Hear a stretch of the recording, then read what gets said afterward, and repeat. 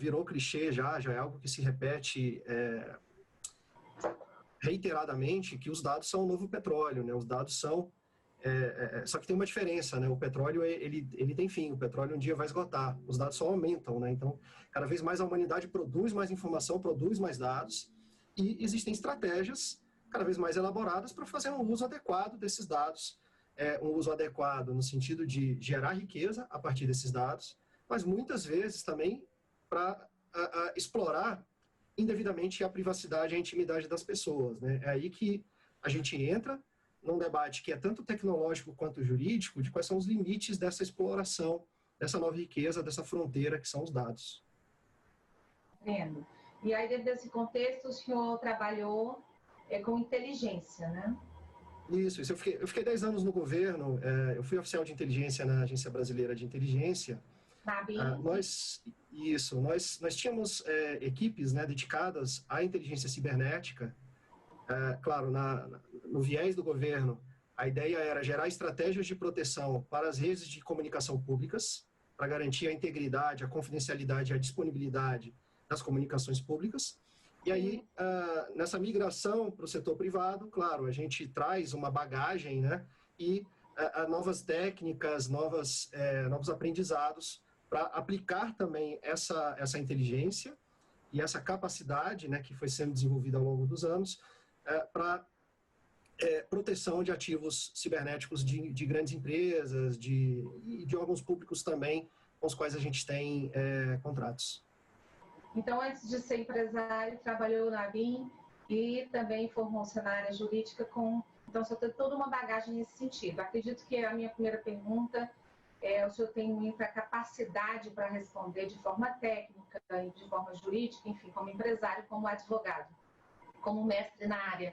Nós temos a lei de proteção, a lei geral de proteção de dados. E como é que uma empresa, por exemplo, ela pode se adequar a isso, nos princípios básicos dessa lei e de forma a adotar tudo de forma mais adequada, de maneira mais adequada? Legal. O Brasil saiu um pouquinho atrasado nesse debate, né, em relação à Europa e a outros lugares, a Ásia também, muitos lugares da Ásia, não todos. Mas em relação à América Latina, a gente está na média, está um pouquinho na frente dos outros países. A gente demorou um pouco para regulamentar a questão da proteção de dados e a questão da preservação da privacidade das pessoas num nível ótimo, com esses fenômenos novos, como a gente vem falando desde o começo, né? Com a entrada em vigor da LGPD, algum tempo atrás, ou pouquíssimo tempo atrás, todas as empresas que mexem com dados pessoais, sobretudo dados sensíveis, dados que possibilitem identificar as pessoas, precisam tomar uma série de providências para se adequarem a essa norma, né? A norma ela tem 4 princípios essenciais, que são a finalidade, quer dizer, eu vou usar o seu dado para a finalidade pela qual ele foi coletado.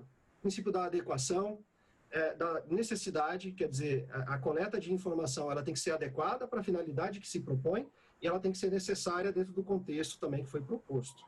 E o mais importante de todos, além de outros princípios que a lei vai trazer, é o do consentimento. Quer dizer, o objetivo da lei é uma coisa que a gente não tinha no Brasil, e, portanto, é uma mudança de paradigma, é empoderar o usuário. Eu sou dono da informação, não é a empresa que está coletando a minha informação. Então, eu tenho que ter poder de decidir o que um determinado grupo empresarial ou estadual ou estatal vai fazer com a informação que ele está coletando a meu respeito. Claro, alguns órgãos públicos estão excluídos do alcance da lei, por força do artigo 4º dela, que exclui órgãos policiais e de inteligência e militares. No entanto, apesar dos princípios da lei, se a gente olhar sob uma perspectiva técnica, e isso não está explícito, não está escrito na lei, mas eu gosto de colocar 3 pontos, tá, que as empresas vão precisar se adequar. O primeiro princípio é adequação de governança. Então, práticas de governança de custódia, de tratamento e processamento internos de dados. O segundo é um princípio que eu chamo de consciência situacional. As empresas precisam entender que elas estão, ao se colocarem na internet, elas estão num mundo que muitas vezes é selvagem, vem ataque de todo lado. Então elas têm que entender o que está acontecendo ao redor delas e aplicar estratégias em cima disso de proteção dos dados dos quais elas são custodiantes. E um terceiro princípio, eu vou chamar de contingência, quer dizer, as empresas têm que ter, a partir da Lei Geral de Proteção de Dados, planos de contingência para quando acontecerem, se acontecerem vazamentos, exfiltrações, perdas de dados, saber exatamente como agir e como mitigar os danos que esse tipo de ação pode causar. Até muito pouco tempo atrás... Sim, pois não, conclua. Pode concluir. Até muito pouco tempo atrás, um vazamento de dados acontecia no Brasil e ninguém era punido por isso, ninguém era culpado. Então, os dados continuavam disponíveis por muito tempo. Agora, as empresas vão ter que tomar atitudes também para tratar esses incidentes. E quando a gente fala isso, nós estamos falando dos riscos inerentes a isso, a você ter esse banco de dados, que quando a empresa tem, ela corre risco. A gente falou aqui no início, eu abri falando dos escândalos internacionais, a gente viu o Zuckerberg tendo que ir para tribunais internacionais, com o Facebook, enfim, com essas plataformas todas que o ser humano hoje ingressa.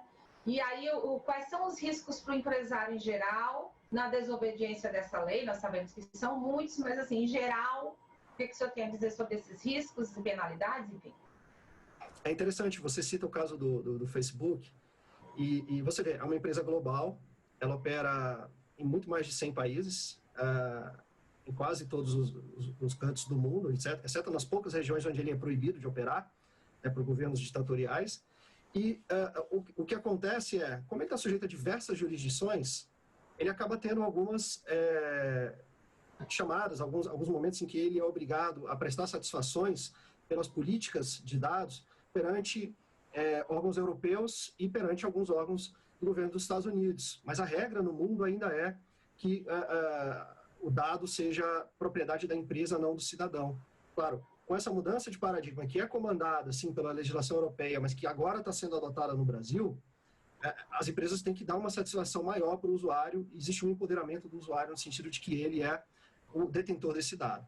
Quando você vai para a perspectiva do risco, e tendo isso em mente, quer dizer, a informação pertence agora ao indivíduo, e esse indivíduo tem que tomar algumas decisões, por exemplo, a empresa não pode usar o número de telefone do indivíduo para uma finalidade que não seja aquela que foi combinada entre os dois, por um contrato, um acordo de usuário final.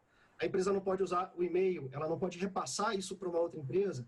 Então, aqueles cadastros de vendas de dados pessoais, que muita gente ainda usava, ainda usa para fazer comunicação com o cliente, para fazer abordagem, ou às vezes até para fazer algum tipo de investigação em cima de mercado, todos esses prestadores de serviços, todos esses serviços vão ter que se adaptar à sistemática da lei e pedir autorização para o usuário para usar esses dados.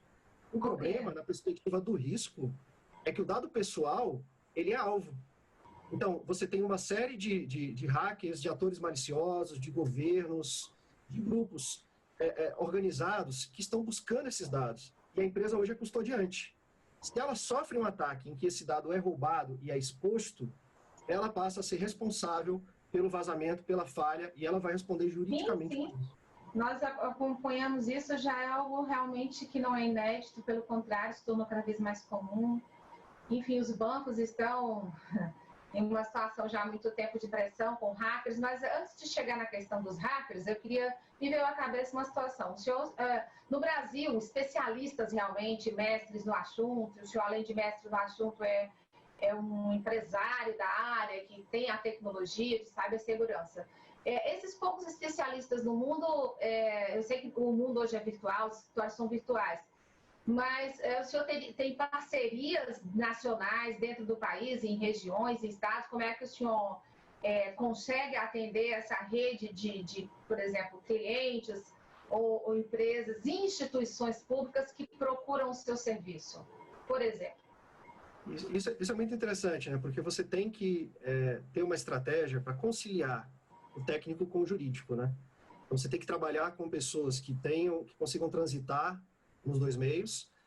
Aí no Piauí, por exemplo, a gente tem uma felicidade muito grande de ter um escritório do Marcos Cardoso e o Thiago Sá, que são parceiros da gente, e a gente está levando esse framework de pegar uma parte técnica, soluções tecnológicas que vão ajudar as empresas a se proteger e ajustar isso com o know-how jurídico. Então, a gente procurou, por exemplo, esse parceiro no Piauí, o Dr. Marcos Cardoso, e o escritório dele, né, todo o background que está por trás da equipe dele, para a gente levar esse framework para o Brasil inteiro.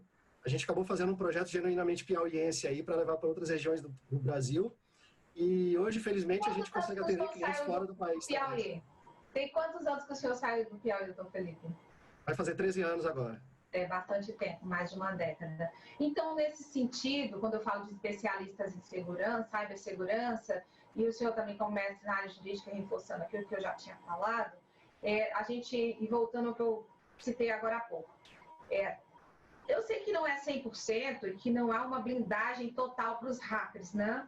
Mas tem uma forma de se proteger ao mesmo tempo, com eficiência operacional, assim, sem, claro, deixar à margem a lei de proteção e se proteger de alguma forma desses hackers, ou com tecnologia, ou também não tendo prejuízo através de algumas medidas jurídicas?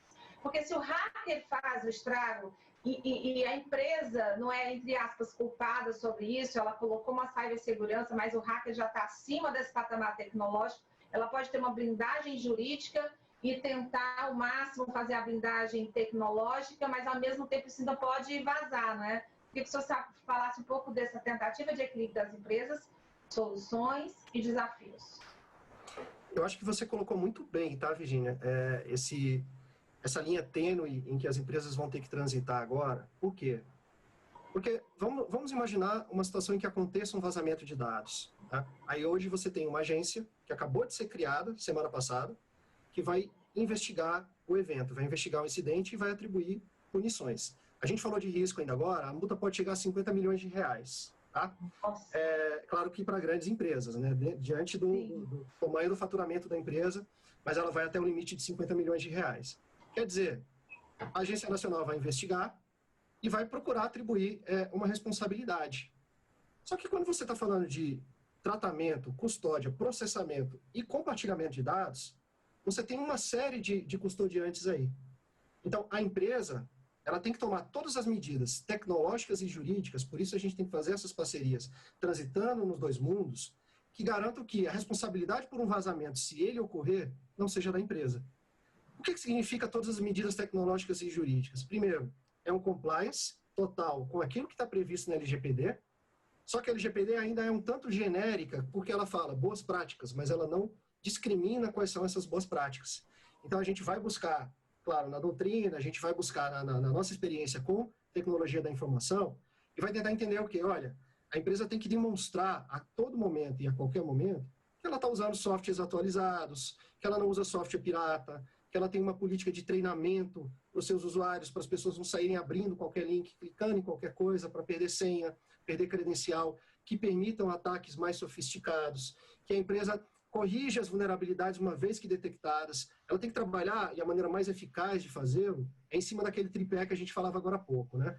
Uma boa governança do que eu faço dentro de casa, Sim. Uma ampliação da consciência situacional, no sentido de que eu tenho que entender como os hackers atuam, eu tenho que entender como eles me veem. Na verdade, é esse o produto que a gente faz na minha empresa, né? A gente tem um software que mimetiza o comportamento do hacker. Então, a gente direciona esse software para um determinado escopo e ele vai fazer os diagnósticos e as análises. Isso é a consciência situacional. E o terceiro pilar nesse tripé é ter um plano de contingência, quer dizer, aconteceu um vazamento, o que eu vou fazer, como eu vou tratar, para quem eu vou avisar, quais são as medidas que eu vou tomar para mitigar esse dano. Vamos lá, então, para o próximo passo. Aconteceu o vazamento e nós falamos aqui das possibilidades e proteções em caso de vazamento. A gente passo a passo, porque nós estamos falando de tecnologia e é como se fosse algo didático, né? Afinal, estamos falando com o mestre. E aí, colocamos as situações hipotéticas. E agora chegamos à parte anterior da prevenção e vamos à situação de que realmente houve o vazamento. Como é que a empresa deve proceder? Qual o passo a passo nesse sentido? Vamos supor que ela tenha um staff tecnológico, tenha uma assessoria jurídica e tenha um especialista, uma área lá para resolver isso. Mas vamos dizer também que ela não tem. Quais são os dois caminhos da empresa que tem e da que não tem em uma crise como essa? O primeiro passo, hoje, com a LGPD, é notificar. Tá? As empresas faziam muito esforço, muitas empresas no passado, para ocultar esse tipo de informação. Então, você tem um fenômeno, por exemplo, do ransomware, né? O hacker vai lá, ataca uma empresa, ele sequestra os dados e ele pede um resgate. A orientação principal é notificar a Agência Nacional de Proteção de Dados, que está por ser criada ainda, e notificar principalmente as vítimas, tá? Então, eu tenho que disparar e-mail para todo mundo, dizer, olha, sua credencial foi comprometida, aconteceu um vazamento de dados e você precisa trocar os seus dados, as suas senhas, e estão aqui os dados que foram disponibilizados, que foram obtidos, exfiltrados por hackers. Tá?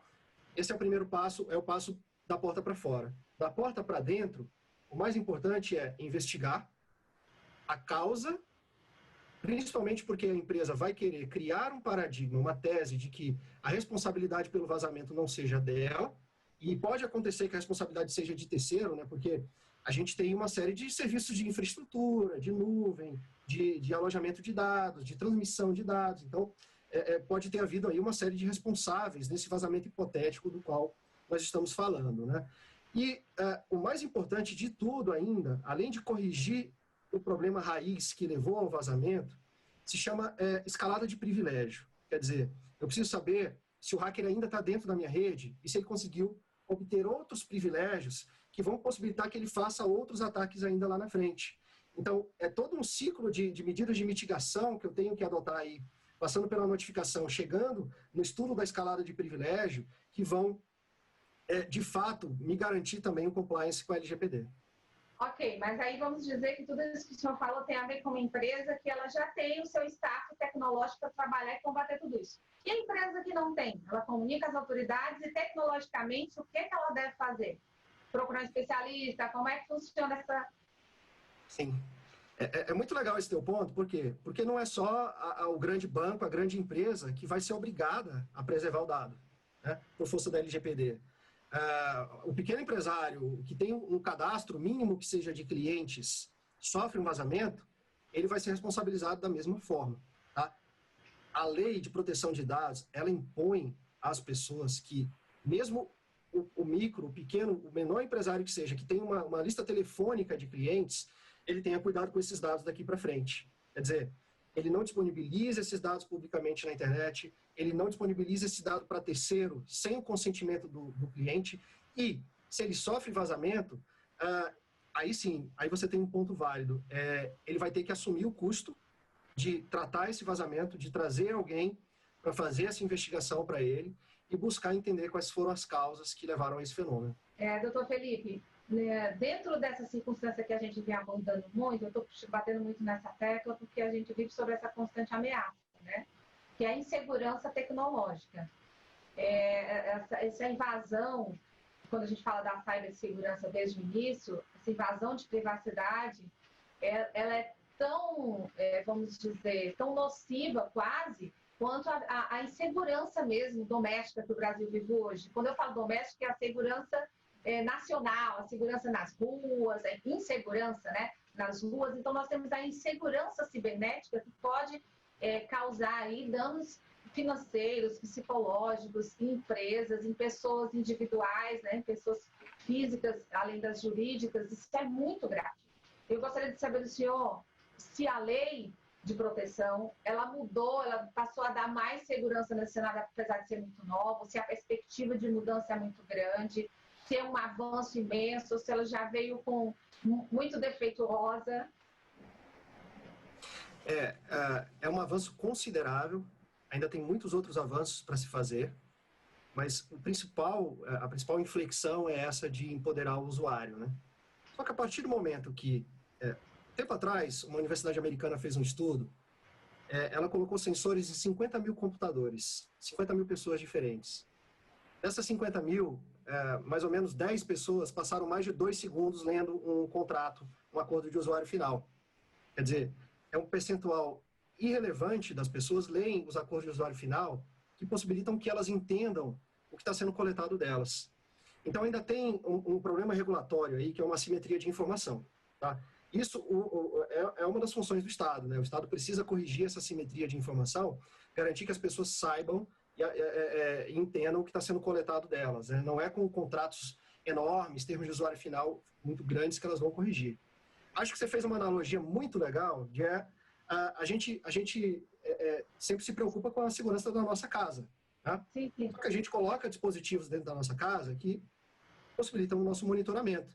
Claro, muito desse monitoramento leva a avanços tecnológicos que a gente tem. A gente tem GPS no bolso, que pode navegar para qualquer lugar, a gente tem aplicativos de comunicação muito mais eficientes do que no passado, e tudo isso requer que a gente entregue dados, né? É aquela história, se você não paga por um serviço ou produto, você é o produto, tá?